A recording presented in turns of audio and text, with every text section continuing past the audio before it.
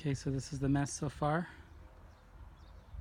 The tree's going to get really square from here after I clear up this brush with the last battery. But then when you come in here, it's going to feel nice and clean from end to end. So I know the light's not so good, but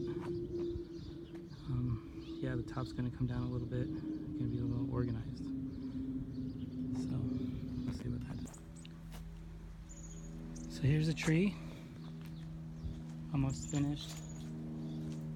It's a little hot, so I had to push that in, and then trim the top down. I think it's okay. We're ahead of schedule.